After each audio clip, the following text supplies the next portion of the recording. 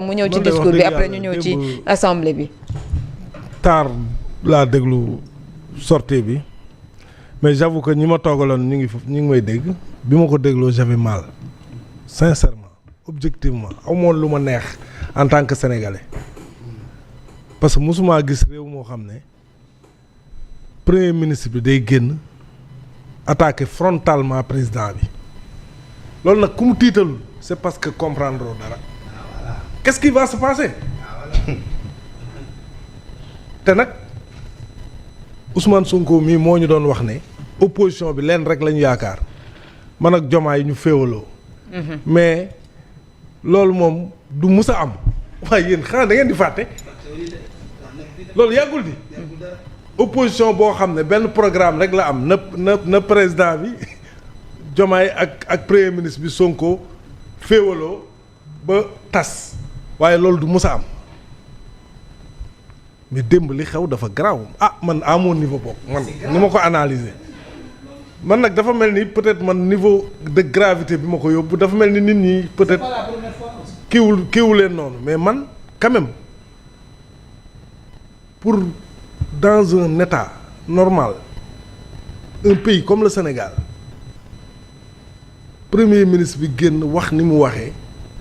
sans embâche sans détour tudd turu président bi nga sentir yow fi nga toog ne il y a un malaise profond kenn mënatu ko nier parce que c'est Ousmane Sonko qui l'a dit dem ba ne du ma démissionner mais bu bëggee na ma démettre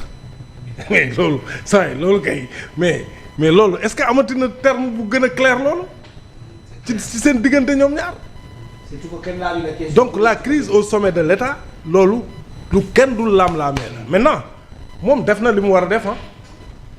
léegi nag il appartient au président moom it moom la ñuy xaar moom qu'est-ce qu'il va faire. est-ce que le président est obligé de faire une sortie pour génn. def dépassé nañu ay sorties de. ok non dama ne. Ousmane Sonko a été très clair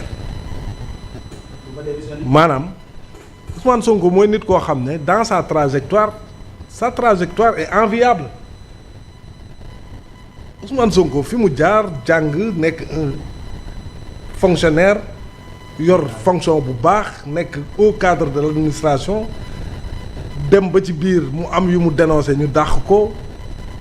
ñu yóbbu ko assemblée muy def politique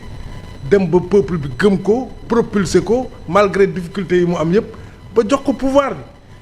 même bu fekkee moom faluwul ki mu joxoñ moo falu mais dama ne trajectoire boobu c'est une trajectoire enviable d'un homme qui a réussi c'est-à-dire nit ku nekk peut-être bëgg nga am jaar-jaar bi Ousmane Sonko jaar ci dal ba dem ba au sommet de l'État tey mu nekk premier ministre pour la première fois sax il a fait élire un président c'est une trajectoire enviable mais xam nga la mooy contradiction bi soo ko dégloo il n'est pas content loolu mooy contradiction bi c'est-à-dire trajectoire boo xam ne ñëpp bëgg nañ ko am wala sa doom am ko wala sa doom jaar ci mais mu yegg ba au sommet mais en l'écoutant il n'est pas content loolu nag c'est un gros problème maintenant li xew na wax na li muy wax xaw ma nag qu'est-ce que va faire le président man nekkuma dans le secret du président mais il y a un malaise au sommet de l'État léegi nag il faut préserver ce pays-là aussi parce que pays bi aussi c'est pas une affaire de parti c'est pas une affaire de Ousmane Sonko ou de Diomaye non ça va au-delà de ça c'est une affaire de 18 millions de Sénégalais yoo xam ne aussi pour ay problème yoo xam ne dafay dox ci dans un parti warul mën a impacter mais c'est ça parce que ñi ëpp ci Sénégalais yi bokkuñu Pastef ñi ëpp ci Sénégalais yi bokkuñu Pastef te dañoo jël seen lépp nag jox leen ko président nag moom lañ fal président nag moo fal Ousmane Sonko comme il l'a dit amul kenn ku ko ëpp légitimité il a raison parce que c'est lui qui a tout porté depuis le départ lépp moom moo ko endossé moo ko théorisé waaye rek moo ko endossé moo ko théorisé moo am résultat bi mais nag sunu borom mooy décider qui est qui et qui est où borom boobu nag moo jël Diomaye jox ko mu nekk président moom mu nekk premier ministre pour autant premier ministre super fort c'est Diomaye qui le dit et je pense que dans la pratique aussi c'est un premier ministre super fort la preuve même des prérogatives du ministère des finances mais aujourd'hui mais logé à la primature donc lan mooy problème bi nee na système bi moo nekk au palais te loolu tamit beneen affaire la moo tax gis nga nit looy def trajectoire booy jël ànd ci gëm yàlla ak ngor parce que tey am na ñu retrouver wu foofu tey xoola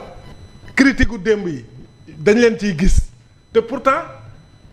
ci régime bee lañ bokkoon te ñoo doon critiquer ay critiques yu acerbe yoo xam ne neexul woon sax sénégalais yu bëri parce que sénégalais buggul loolu nga ànd ak nit ba pare ngeen tàggali ko yow nga bëgg a nekk nit ki jëkk ki koy xalaat démb Ousmane Sonko ne les a pas ratés parce que pour Ousmane Sonko ce sont ces gens-là qui appartenaient à l'ancien régime ñoo accaparé le président pour détourner ko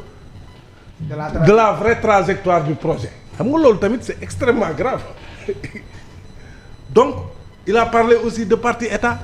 Ousmane Sonko jàpp na ni lépp lu ñuy nas ci réew mi dañ ko war a waxtaane ci biir parti soog ko génne mais parti état nag wax dëgg yàlla dépassé nañ ko. Chine la jógee loolu moo am Chine. parti état moom loolu moo am Chine parti état moom dépassé loolu moo am Chine. mais Fatima maa ngi ree mais yàlla xam na ne démb j'avais mal parce que dama jàpp ne dëkk bi quand même ana magu Pastef yi Pastef am na ay magu Pastef mais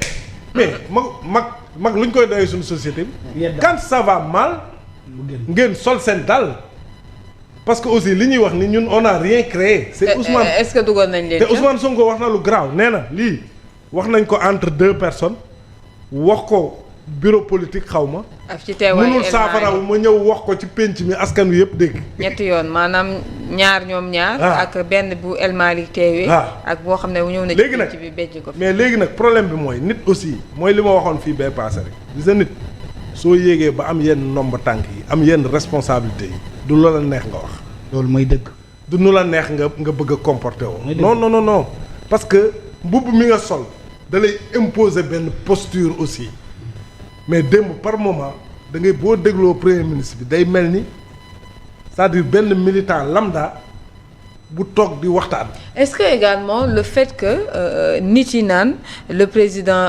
Diomaye dafa baax dafa yaru moom mooy ki nga xamante ne mooy nitu fitna bi est-ce que loolu nekkul lu ko déranger également. mais il a dit li ngay wax nii amul nekkul moom wax na ko nee na dañuy wax ne kii il est bon il est gentil. il est tout te bu ñu xamoon voilà. non waxul te bu ñu xamoon de. déedéet man maa ne lépp lu bon nag ñu teg ko sama kaw. waaw il a dit yow xanaa déglu woo démb man je l'ai écouté religieux li ngay wax ni waxal na ko boppam. loolu ay bu ñu xamoon. ay bu ñu xamoon buñ may saaga. très bien moom buñ ko waxee dara nee na président buñ ko waxee dara mu joxe ndigal ñu faj ko loolu la wax de mu joxe ndigal ñu faj ko. maanaam offense au chef de l'État man ñu may saaga te mën na ko arrêté wu ko lan moo tax arrêté wu ko. loolu nag mais quand même démb li génn fii dafa grave léegi nag su dee ñoom en leur j'oublie il a parlé aussi mooy li Kader doon wax de clan mais ça moom il m'apprend rien parce que man xam naa ne pouvoir moo demee noonu il y a des gens qui se forment autour du président il y a des gens qui se forment autour du président de l'Assemblée. ak moom ñi nga xam ne ce sont ces inconditionnels. soo xoolee sax inconditionnel Ousmane Sonko yi moom bu paree wax rek ku nekk day tweeter. dans le même sens rapidement waaw. mais loolu c'est-à-dire il faut qu'on fasse la part des choses am na loo xam ne c'est l'état du Sénégal loolu ça nous intéresse nous li nga xam ne nag Pastef la man ça m'intéresse pas parce que man bokkuma Pastef loolu c'est l'affaire des gens du Pastef. mais l'affaire des gens du PASTEF ne doit pas impacter sur l'affaire de l'État du Sénégal. Très bien. parce que loolu nag ñun ñëpp ko bokk. mais fi mu nekk nii nag. dafa mel ni yëpp ay différents PASTEF la ñu bëgg a transposer ci kaw état bi. te loolu nag loolu nag loolu baaxul loolu moom warta am léegi nag bu dee am na ay magu Pastef nañ jóg wax ci su dee am na ñoo xam ne aussi mën nañ leen réunir nañ jóg wax ci bu fekkee nag mënul nekk le président bi nga xam ne nag moom il a la légitimité il n'a qu'à prendre ses responsabilités parce que Ousmane Sonko il a pris ses responsabilités Ousmane Sonko au moins il a été clair je ne me démettrai pas du ma démissionner. su ma la neexul dàq léegi nag bu fekkee li may wax nii wala posture bi ma jël nii arrangé wu la mais tu es libre nga dàq ma beneen affaire bi mooy bu leen fàtte ni président bi jëloon na fi benn décret chaque jour je le rappelle. Samba le président moom c'est l'exécutif personnifié mooy borom doole ji moom lañ jox lépp on est dans un régime hyper présidentiel il prend un décret nommé nit ba léegi mënta jël fonction xam nga waxoon naa leen fii c'est extrêmement grave loolu te soo xoolee nag loolu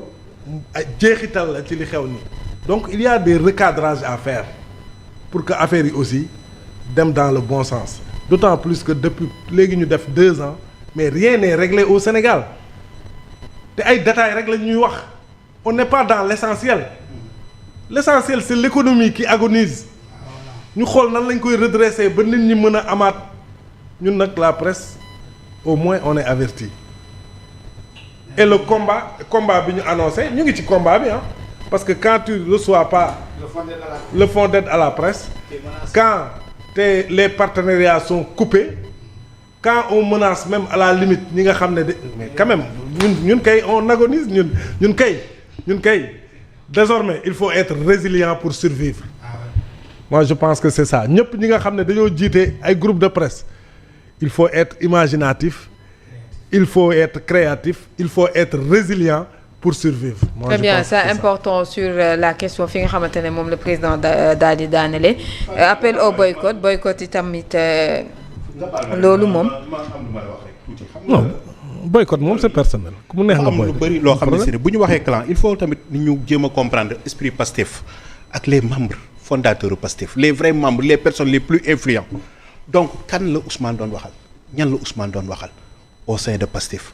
les personnes yi fa nekk ak ñi nekk ci autour du président ndax dafa am lu xew et je pense que sur le plan de la diplomatie am na loo xam ne si mën nañ comprendre tey ji FMI am na fu mu toll est-ce que demandé wul ay comptes à notre président par rapport ak li nga xam ne si ni moom mooy le pourquoi ba léegi amuñu benn démenti ci les chiffres de dette cachée bi si c'est Ousmane le problème soit qu'il présente ses excuses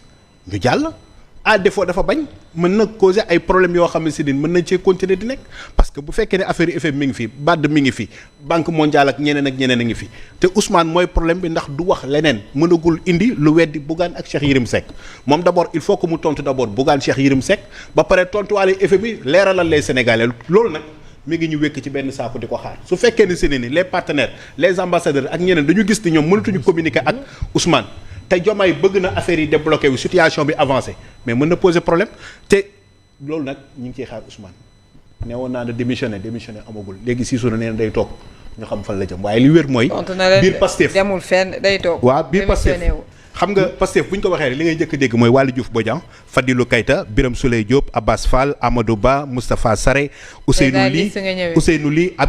Ayib Daffé Maître Tall Guy Marius Sagna Cheikh Thioro Mbacké El Malick Ndiaye Bilal Diatta fële voilà mi nga Bilal Diatta Khadim Bamba Sall Ndeye Fatou Mbodj ak Maymouna Dieye Maymouna Bousso non les personnes les plus influents à Pastef. ñoo ci génnee de. jaajëf waaw les plus influents à Pastef léegi. alors sur ce dama am lu fay daanele. s'il te plaît très rapidement cette communication va nous orienter sur lan moo xew. te ñi ngi gis seen communication depuis quelque temps nee naa la. mais wax na la ne dafa am ay clan yow nga gis nit ñi génn affiché wu ne ñun yow la ñu ànd yow la ñu commencé ci yow la ñuy yem loolu kay leer na am déet. alors ñu ngi woon mais on savait déjà ci démission bi parce que à l'Assemblée nationale gis nañ ne moom le premier ministre dafa ne woon dafa ñëw pour remettre sa lettre de démission. tey ñu ñëw gis démb ki nga xamante ne moo di Amadou Ba di génn di wax ne ke démissionné wu te ñu gis ne ci règlement de intérieur bu bees bi amul suspension. règlement intérieur bu bees bi moom gisaguñu président Diomaye validé ko. waaw promulgation. prorogation bi nga xam ne moom lañ ciy xaar amagul kon du moom mooy dox biir assemblée nationale beneen bi ci des mooy règlement intérieur bi ñu doon changé amul benn yoon fu député amee droit suspendre day démissionner Ousmane dem démissionner. gis na président Doudou Wade di ci bind. voilà taxaw wax ko vidéo yaa ngi na fàng Ousmane nekkatul assemblée nationale maanaam ci gàttal Ousmane nekkatul député parce que démission moo jiitu palam moo jiitu règlement intérieur bi bu mujj bi ñu voté ak palam ci poste ministre am moo jiitu. poste député am. c'est là où y a la nuance. dafa mat a leeral. Ousmane nekkatul député te même su nekkoon député li génnee woon Khalifa Sall assemblée nationale génnee ko maire Dakar génnee Barthélémy Dias assemblée nationale génnee ko maire Dakar muy Rabat Daré moo ko génnee assemblée nationale kon. les wérte wóor mooy Ousmane nekkul député mais dafa am fu ma bëgg a taxaw tuuti Fatima ba ma ko mayee. rapidement muy baatu saaga bi Ousmane Sonko di utiliser bu yàgg ba tey naan bu ñu waxee ci Diomaye mu saafara bu ñu ma saagaa du saafara.